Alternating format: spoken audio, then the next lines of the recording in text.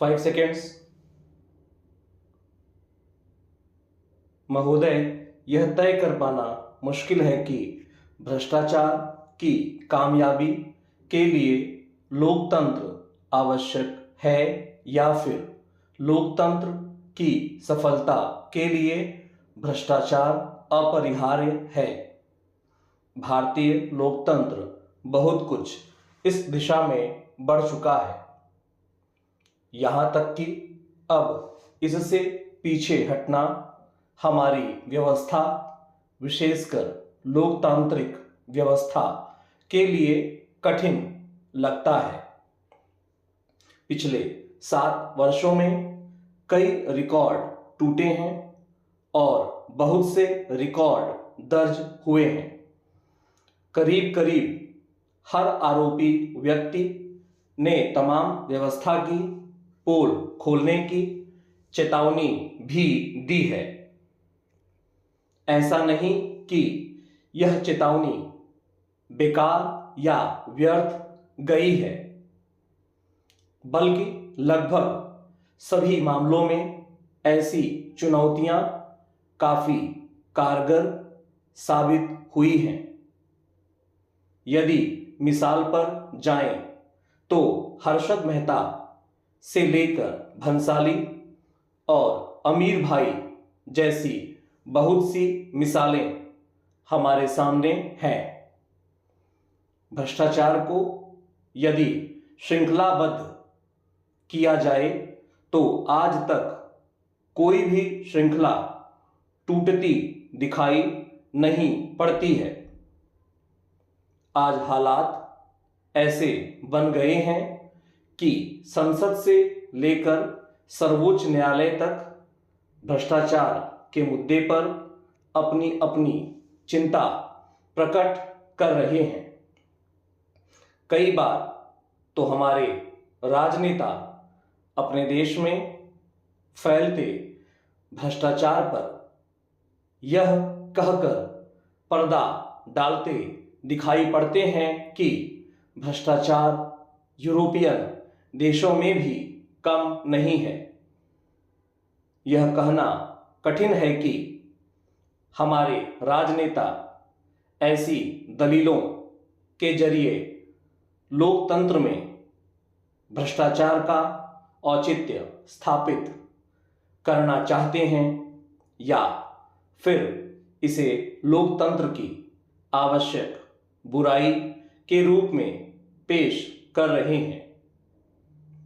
यह माना कि भ्रष्टाचार अब इतना घिसा पिटा मुद्दा हो गया है कि इस पर कलम भी अपना असर खो चुकी है।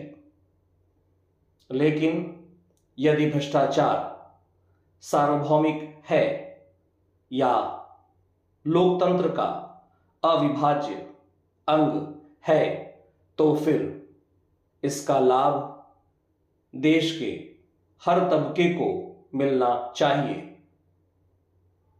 पाठक प्रश्न कर सकते हैं कि इस लाभ के लिए कोई राशन कार्ड जारी किए जाने की व्यवस्था है या इस पर कोई विचार हो रहा है।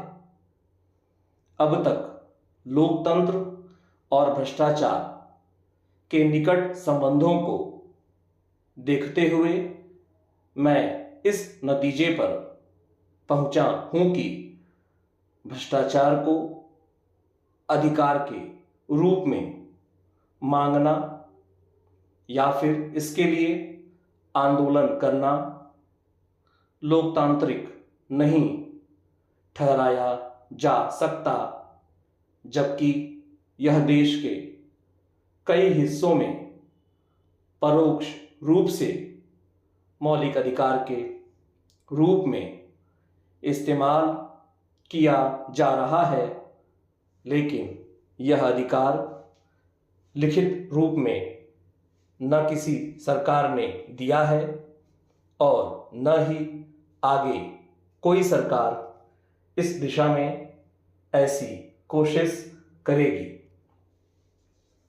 महोदय, जो लोग देश की लोकतांत्रिक व्यवस्था से सीधे या परोक्ष रूप से जुड़े हुए हैं, शायद वे बेहतर जानते हैं कि वह अधिकार यानी भ्रष्टाचार का अधिकार दिए जाने का विषय नहीं है, बल्कि लिए जाने का विषय है।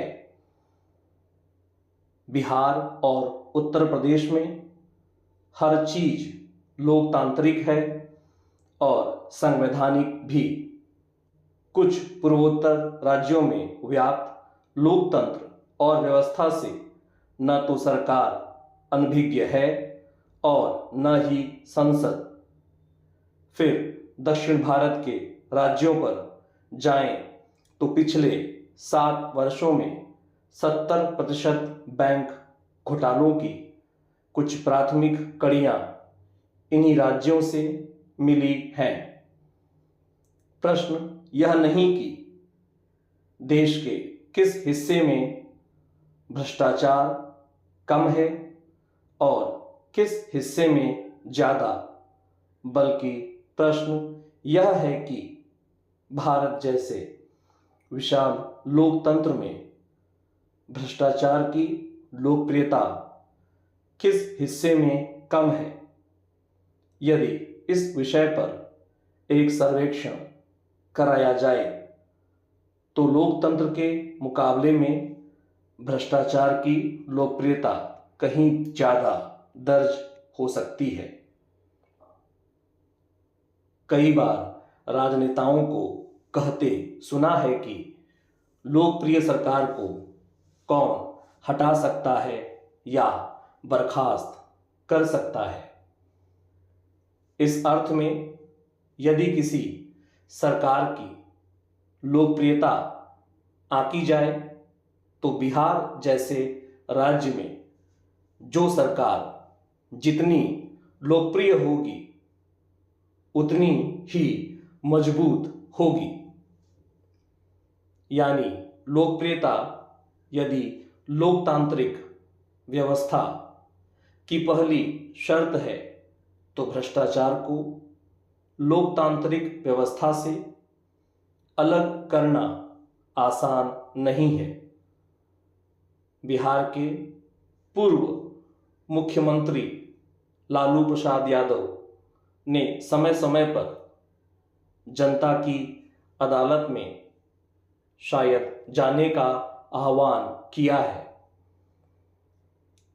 इसका सीधा मतलब यही था कि उन्हें प्रशासनिक व्यवस्था या न्यायिक अदालत में शायद विश्वास नहीं है।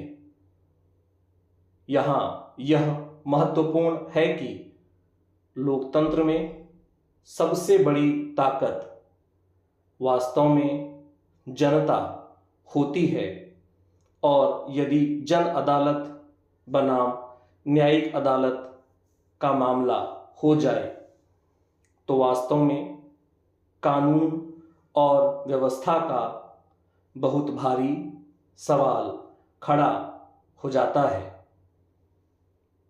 इसके अर्थ यह भी नहीं कि न्यायिक अदालत भ्रष्टाचार को कानूनी अधिकार के रूप में पेश कर सकती है, लेकिन कोई भी मामला सच भी हो और झूठ भी हो, यह कैसे हो सकता है।